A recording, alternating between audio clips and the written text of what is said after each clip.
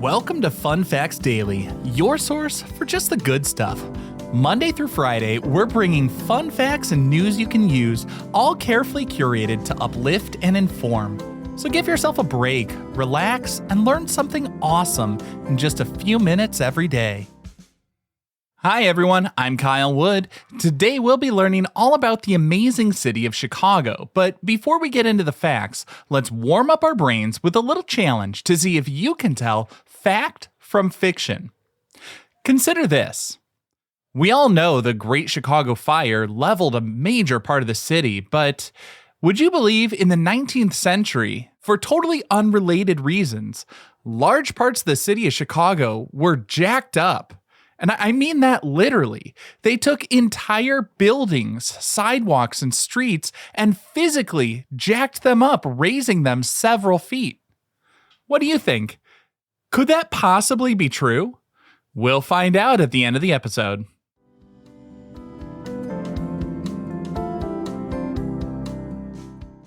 Now for your word of the day. Our word for today is metropolis. metropolis. A metropolis refers to a very large and densely populated city, often one that is the most important city or urban center in the country, region, or state. It serves as a major hub for economic, cultural, and political activities, attracting people and businesses from a wide area. Think of cities like London, New York, and, of course, Chicago. The word metropolis comes from the Greek words mater, meaning mother, and polis, meaning city. So it's literally a mother city. This term was originally used to describe the mother city of a colony from which the colonists originated and maintained ties. Over time, its meaning evolved to describe any major leading city, highlighting its central and foundational role in a larger network of towns and communities.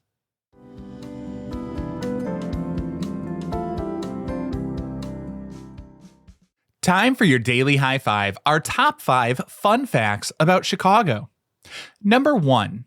Chicago is home of the world's first skyscraper, the Home Insurance Building, completed in 1885.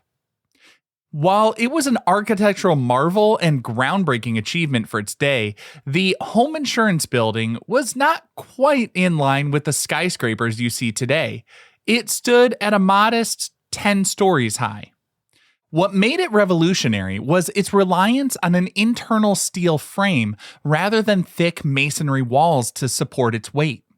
This construction technique allowed for taller buildings with larger windows and forever changed the skylines of cities around the world. Prior to the Home Insurance Building, the height of structures was limited by the impracticality of building excessively thick walls at the base to support the upper floors. Engineer William LeBaron Jennings' design for the Home Insurance Building proved that a skeletal frame could bear the load, paving the way for the towering skyscrapers that define modern cities. Now, as long as I'm talking about old architectural landmarks in Chicago, I have to mention a little bonus fun fact about the old Carson Peary Scott building, now known as the Sullivan Center. This is a famous landmark designed by Louis Sullivan, who's known as the father of modernism. He's also known for coining the phrase form follows function, describing the idea that things should be designed based on how they're used. The Sullivan Center is in the heart of the city of Chicago. I mean, after the Great Chicago Fire, when they rebuilt the city on a grid, the Sullivan Center was put at the 00 mark of that grid on the corner of State and Madison. Now, the fun fact about that building, probably the most famous one Sullivan ever designed, and now even bearing his name, is that when it was being put up over 100 years ago, for the third phase of construction, they actually hired a different architect to simply copy Sullivan's design. You see, Sullivan was known to be, let's say, difficult to work with. So for the final phase, they went with Daniel Burnham, meaning that Louis Sullivan couldn't get the job of designing the Sullivan Center. Ultimately, his personal failings destroyed Sullivan's career, and when he passed away, Frank Lloyd Wright, his former protege, actually helped pay for the funeral and put up a massive stone paying tribute to his legacy. And of course, you can see that gravesite in Chicago at Graceland Cemetery.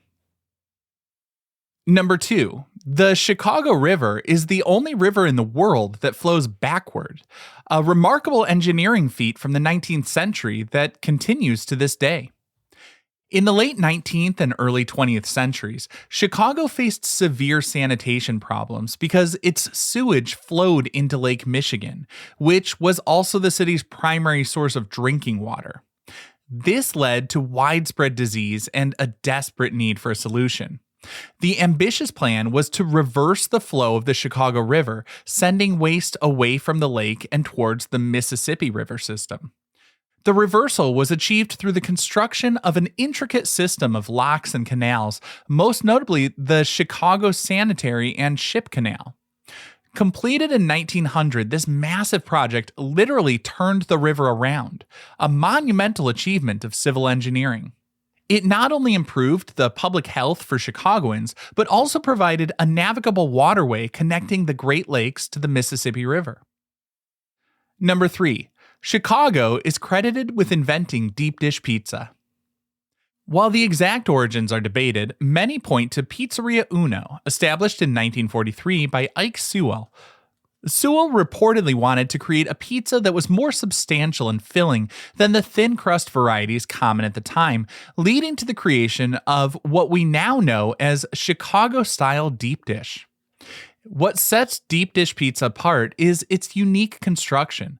A buttery, thick crust lines a deep pan, followed by layers of cheese, typically mozzarella, various toppings, and finally, a layer of chunky tomato sauce on top. This upside-down layering prevents the cheese from burning and allows the crust to cook through, resulting in a rich and satisfying pizza experience. And that's not the city's only pizza innovation. Chicago is widely believed to be the birthplace of tavern-style pizza. Tavern-style has a thin and crispy crust, and the pizzas are cut into small square pieces, making them perfect for serving large groups. Chicago's Home Run Inn Tavern claims to have started serving these small slices to guests as a free snack back in the 1940s. While there are competing claims to the origin, most say it started in Chicago. Number 4.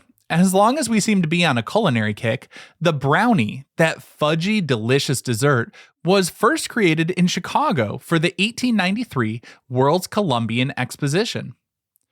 The story goes that Bertha Palmer, the socialite and philanthropist's wife of hotelier Potter Palmer, requested a new dessert for the ladies attending the World's Columbian Exposition. She wanted a cake-like confection that was smaller than a slice of pie, but still easy to eat by hand.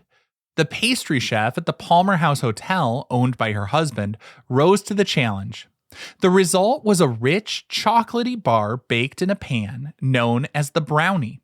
It featured a delightful combination of a cake's texture and a candy's denseness, and it quickly became a sensation at the fair. And the Palmer House Hotel actually still serves that original brownie recipe today. And our fifth and final fun fact for today, the first Ferris wheel actually made its debut at the World's Fair in Chicago back in 1893. Prior to 1893, exhibition goers were accustomed to static displays. George Washington Gale Ferris Jr., a bridge builder from Pittsburgh, aimed to create something that would rival the Eiffel Tower, which had been the star of the 1889 Paris Exposition. His innovative design for the giant rotating wheel offered a thrilling panoramic view, providing a whole new dimension to fair entertainment. The original Ferris wheel stood over 264 feet tall and had 36 cars. Those cars were absolutely huge. They were using railroad cars, each capable of holding up to 60 people.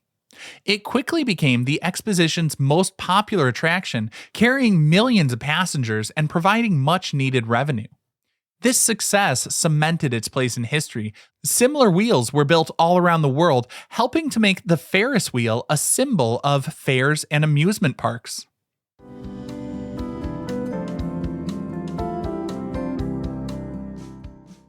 Now for some news you can use. Chicago is renowned for its world-class cultural institutions like the Art Institute of Chicago, the Field Museum, the Adler Planetarium, offering incredible collections and exhibits. But did you know the city also boasts an amazingly rich culture that you can enjoy without even stepping foot inside a museum? Much of Chicago's art and history is on display right in the streets. For those who love to explore on foot, consider taking a self-guided walking tour of Chicago's public art and architecture. You'll encounter iconic pieces like Cloud Gate, better known as the Bean, in Millennium Park. And from there, it's not too far to Daley Plaza, where you'll find the massive Chicago Picasso sculpture. Another nearby personal favorite of mine is Marc Chagall's Four Seasons mosaic at Chase Tower Plaza. Of course, for those who don't want to do all the walking, you can have a more relaxed experience with the architectural boat tours along the Chicago River. There, you'll find knowledgeable guides sharing fantastic stories behind the buildings in the city that famously put up the first skyscraper, providing a unique perspective on Chicago's architectural grandeur from the water. Just be sure to bring a poncho or an umbrella, just in case any musicians' tour buses happen to be going over the bridge when your boat's going under it.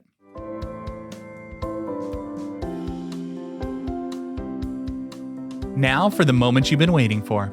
At the beginning of the episode, I asked, could it possibly be true that in the 19th century, large parts of the city, entire buildings, sidewalks, and streets were physically raised several feet? Well, that is absolutely true. It is one of the most incredible stories of urban development. In the mid-1800s, Chicago was built on a swampy plain, and as it grew rapidly, it faced severe drainage problems. Streets were often flooded and raw sewage contaminated the shallow wells, leading to epidemics like cholera. To combat this, the city embarked on an ambitious plan to literally raise itself out of the muck. Engineers and construction workers used thousands of screw jacks to lift entire buildings, sometimes block by block, several feet higher. As the buildings were lifted, dirt and debris were filled in underneath to create new higher ground. Sidewalks and roads were also elevated, creating a new street level above the original. What's even more fascinating is that you can still see evidence of it today. Not every building was elevated due to financial or logistical hurdles at the time. This means some buildings, whose original entrances were at ground level, now have steps leading down to their doors, standing as a visible reminder of Chicago's incredible past and how it literally raised itself up. I hope you enjoyed learning a bit about Chicago with me today. Be sure to tune in every weekday for even more fun facts. Fun Facts Daily is an Airwave Media podcast. It was written, recorded, mixed, and edited by me, Kyle Wood. Thanks for sharing a part of your day with me. Be sure to follow Fun Facts Daily on your favorite podcast app so you can keep the good stuff coming your way every day. And if you like the show, please do me a favor and leave a kind rating, review, or just tell your friends about it.